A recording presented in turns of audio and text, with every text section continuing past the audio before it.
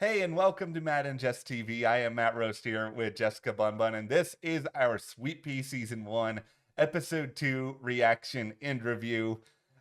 I feel weird saying this because this is the show about murder and it is so dark, but I really like this show. It's really, really enjoyable. Yeah, I don't feel weird about it at all. The show is great. It's just got really identifiable characters, people we can attach ourselves to right away. It's moving at a really fast pace. There's not a lot of riffraff. I know some of this is probably due to it being 6 episodes. I do still feel like this season is too short, but a lot of that is just because I'm really just enjoying getting to know everybody. Yeah, the cast is great. Ella Purnell is great in this show. And we know that this show is based on books. So if you have read the books and Mhm. you do know the spoilers, please don't leave them below for us in the comments because we don't know. So we're going through this episode by episode and really just enjoying the ride. And what a ride it's been. I mean, we're into episode 2 now, and now she has killed 2 people. Yeah.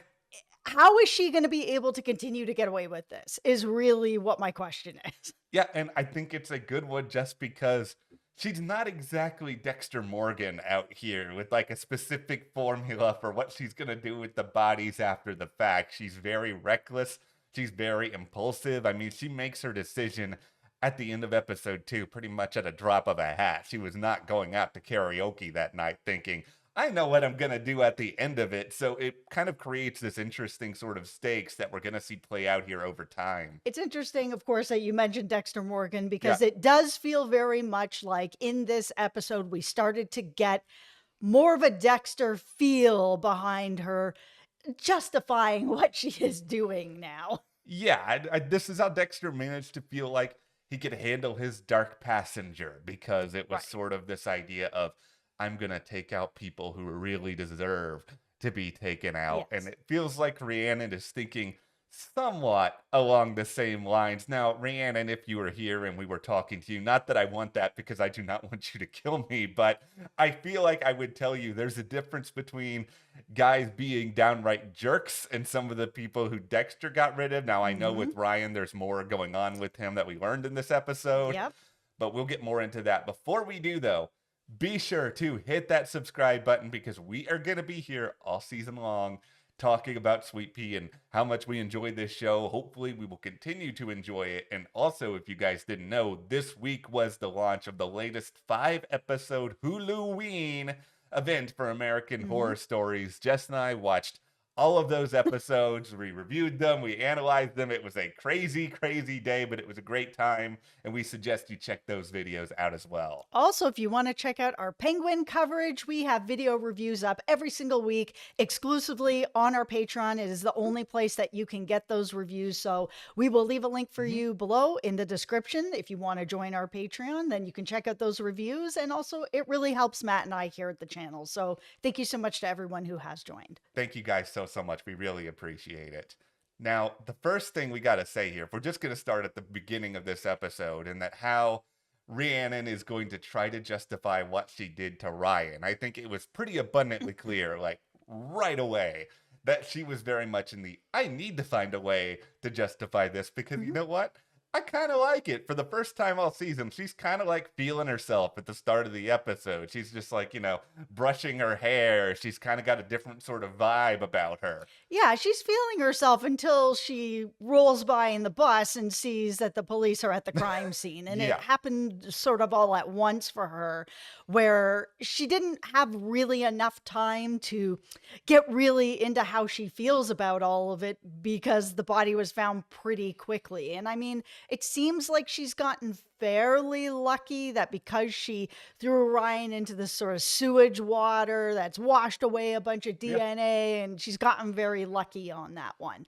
And that then gets her into the spot where she's like, well, I need to know more about this guy. And she finds out his name, goes to his mom's house, is really learning about him. She's looking for something that gives her the justification to do this again, that it was okay. You're already seeing, even at this point, that this one kill has changed Rhiannon to a certain extent because she's able to convince her boss to let her go with AJ over to the mom's house because there needs to be a little bit of feminine energy. And I don't know if this is something that Rhiannon in the first episode would have been capable of doing or pushing for. Mhm. She's there and she makes what is one of many pretty obvious mistakes that somebody who doesn't know what they're doing is going to do. The old, I'm going to go to the bathroom trick. Now, Rhiannon, if you're going to pretend that you're going to the bathroom, you might want to act like you're closing or opening the bathroom door or turning on the faucet or doing something, because this is not a big house. If I was downstairs, I would be like, did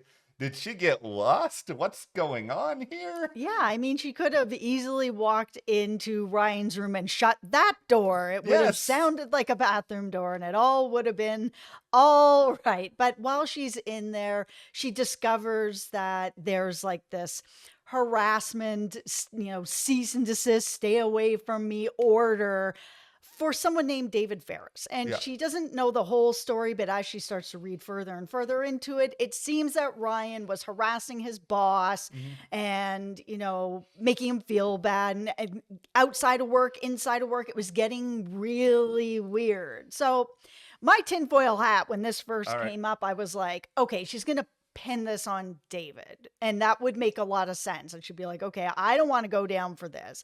If Ryan was harassing this person, then this person can take the fall for it, is where I originally thought it was going. I kind of thought that too, if I'm being honest. And here's the crazy thing about this. If this was a show that was going on for a longer period of time, I think that's an angle that they could have easily taken, where we see Rhiannon take out all of these people and then try to find a way to justify or frame them after the fact. I mean, we're going so quickly now that I don't know if there's gonna be time for it, but it just feels like it would make sense for a show like this, especially somebody like her who is interested in reporting, investigative work. She's gonna be able to kind of sort of be her own little twisted detective. Yeah, but I think they set it up so well in the premiere that she is invisible, that Yeah. nobody notices her, that she'll be able to, at least for a little while until her confidence keeps building, Yeah.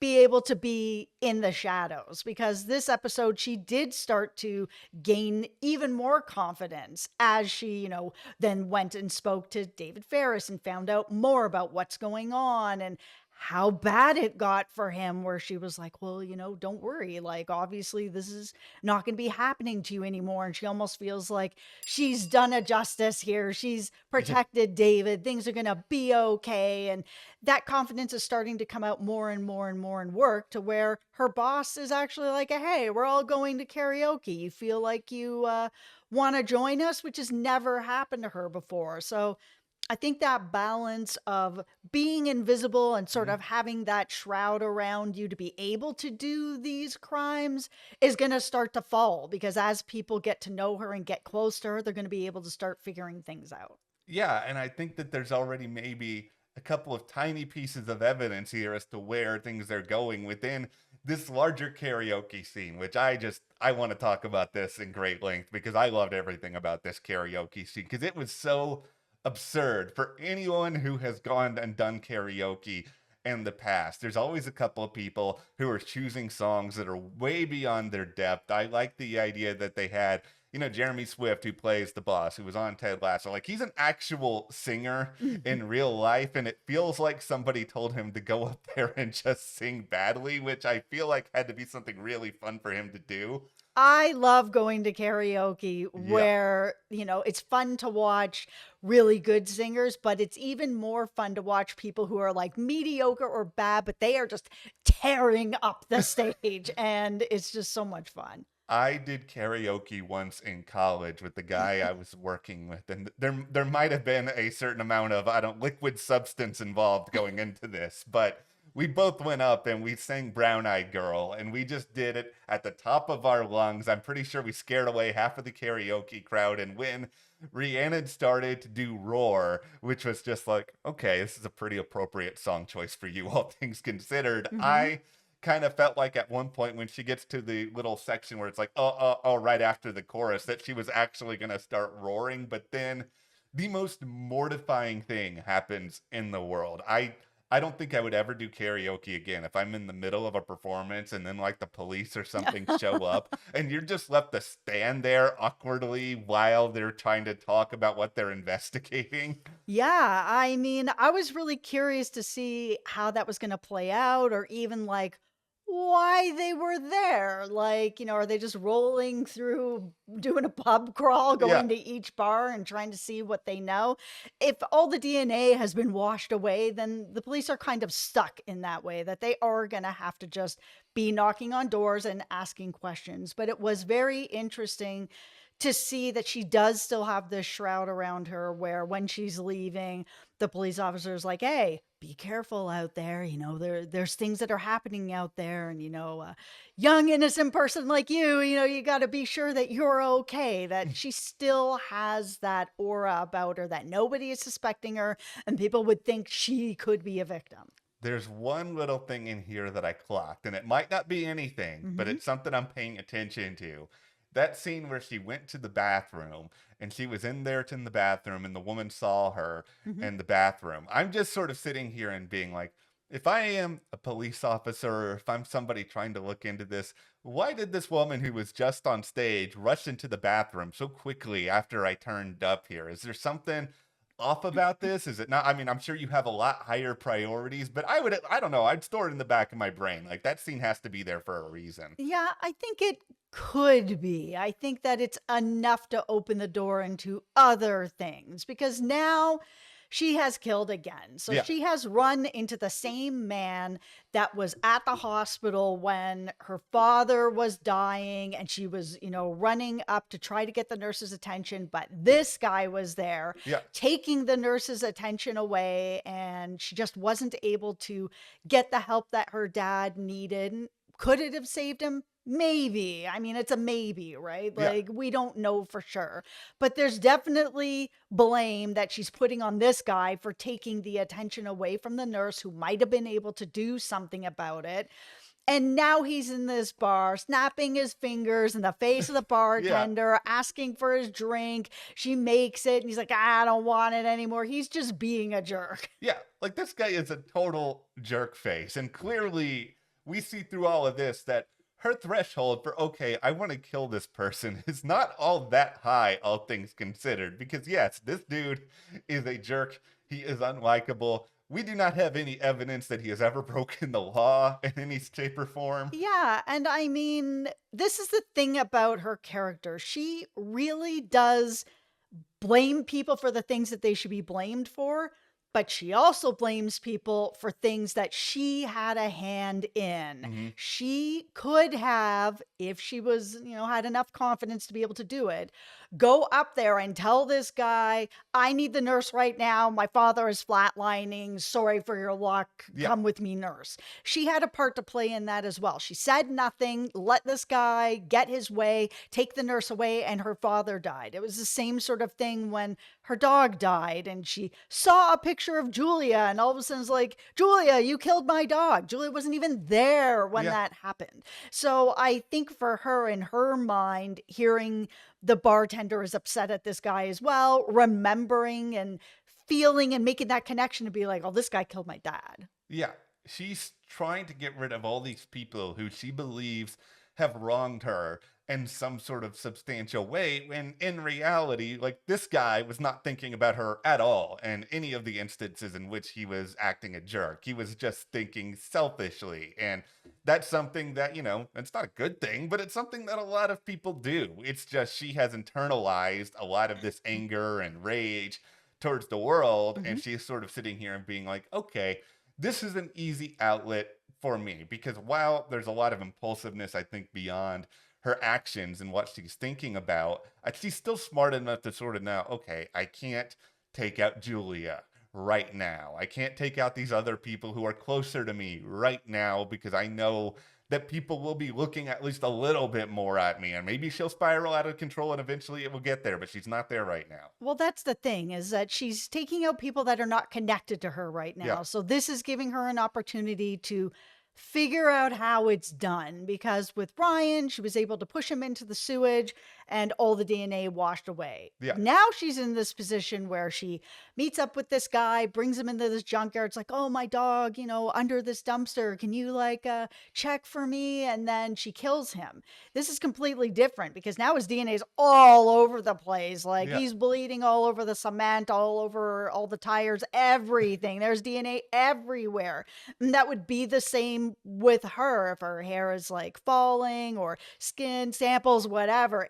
There's no washing it away right now. No. So now she's in a different situation of, well, how does she actually cover this up? And it feels like the first couple episodes, she's kind of learning how to be a killer. Yeah, and she's gonna have to figure out fast how to deal with the aftermath of this because, yeah, I don't think anybody is gonna suspect her right away for this. But I mean, if you're the police, some of those like logic puzzles you do when you're a kid in elementary school and you're trying to figure out how X, Y, and Z line together. I think the cops are gonna figure out that, okay, Rhiannon left this karaoke bar not too long after this guy did. They'll have an approximate time of death, so they're gonna kind of narrow down, and then you can narrow things down further to Ryan's death, and they will start to put some pieces together, even if they can't prove anything. Yes, this one will make sense that the cop that was at the door that said, hey, be careful Yeah. out there, will have seen when she left, and that this guy was also in the bar, and the bartender is going to remember this guy was in the bar because of how rude he was to her.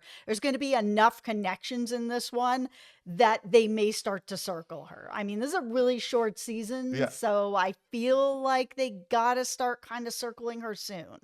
Let's talk love triangles because this is what the show is really trying to give us. Not really, but there's something here where Rhiannon has clearly been interested in this dude who's interested now in buying the company. I don't remember his name, so I'm just going to call him Mr. Beef because he's a very beefy dude. He's got Mhm. these muscles. And then you've got AJ.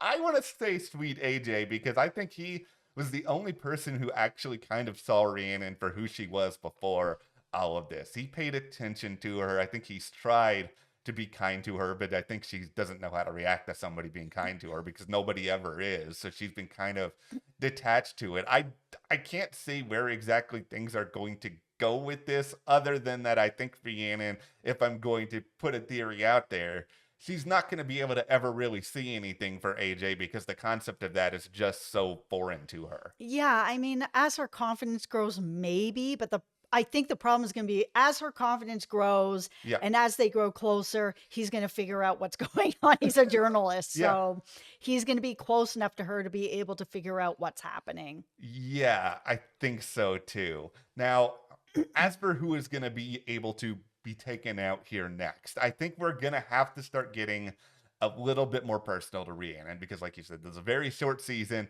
Julia, I think we're both kind of in agreement that she's kind of the big bad at the end of this season, at the Yeah. very least. Is the boss going to be taken out next? I think in episode 3 or episode 4, Jeremy Smith has got to go. I'm sorry. I was starting to feel that. I mean, I felt that way in episode 1. I was Mhm. feeling that way through episode 2. But the fact that he's kind of turned around a bit and was like, okay, you brought me this Ryan story. I'm going to have this other guy write it, but you're going to get credit for it too. And hey, do you want to come out? I think that acceptance is going to buy him some time. Like, it doesn't make sense at that point because he's actually starting to give her work that she likes and that Mhm. she wants. He's let her go to Ryan's mom's house and getting a credit for this, her first writing credit, that I think she just has too much benefit now. I'm going to put the beef hat on now that we're pretty far into Oh, this. okay, beef hat.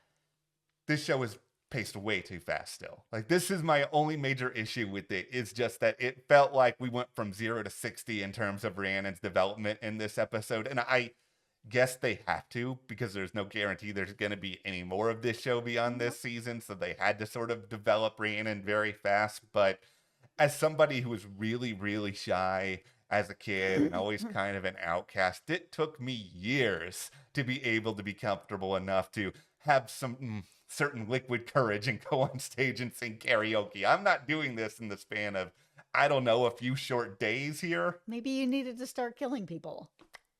Okay, I don't know what to do with that information, but Rhiannon, something clearly happened with her. She had a turning point. Just the turning point to me was way too fast. That is her liquid courage or bloody liquid courage, whatever it is. I something. mean, it's clearly awakened something in her that Yeah.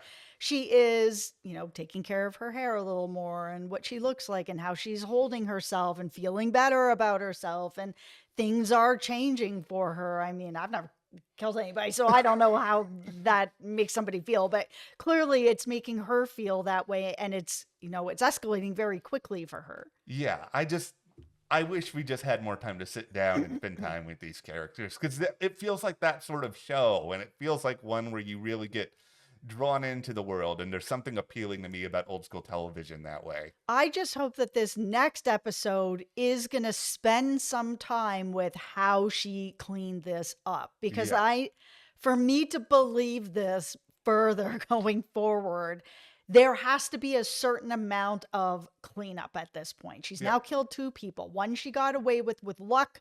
This one doesn't feel like it's going to just be pure luck. There's too many people that saw her leave Mhm. this bar, knows that this guy was at this bar and he has left this bar as well. She needs to actually learn how to clean up. Yeah, I hope we get some of that. I hope we get some more establishment into, is she thinking about taking out Julia? What's going to happen there? Because if that's going to be the finale showdown, I want there to be some build up to it. But that's where we are with Sweet Pea Season 1, Episode 2. Very, very enjoyable show. Mhm. It's the sort of show I always love to watch, and I hope we get some really great stuff here moving forward. So hit that subscribe button so you don't miss any of the rest of our coverage here. And as we said earlier, American Horror Stories, all of it is on Hulu. We have discussed all those episodes. Be sure to take a look at those and join our Patreon for exclusive coverage of The Penguin. We have a link in the description, Mhm. and we'll see you here next time.